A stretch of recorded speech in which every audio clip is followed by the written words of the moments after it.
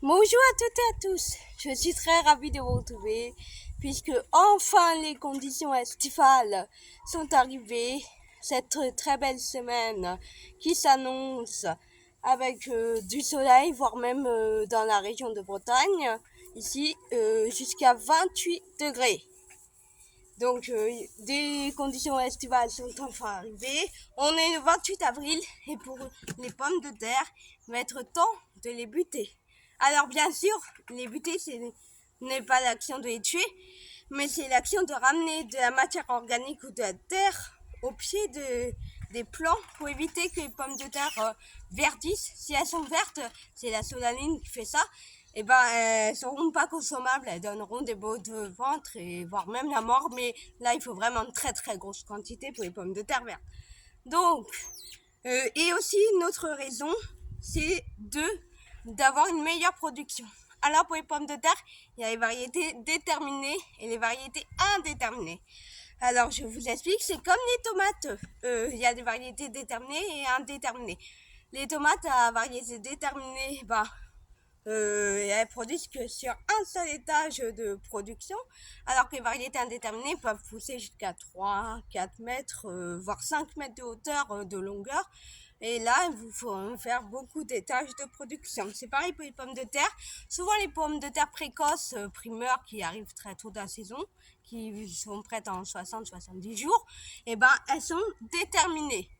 Et pour les pommes de terre indéterminées, là, elles vont produire sur plusieurs étages. Alors, le butage est plus important, je trouve, pour les variétés indéterminées, parce qu'elles vont produire aussi, il y a un étage ou deux qui vont se produire dans la butte, en fait, dans la matière organique que vous avez apportée. Donc ça rapporte plus de productivité. Alors pour les variétés déterminées, ça a quand même une importance aussi pour éviter surtout qu'elles verdissent. Alors celle-ci, cette pomme de terre, c'est la pomme de terre lorette. Et la pomme de terre lorette, c'est une variété entre les deux en fait, à moitié précoce, à moitié indéterminée et à moitié déterminée.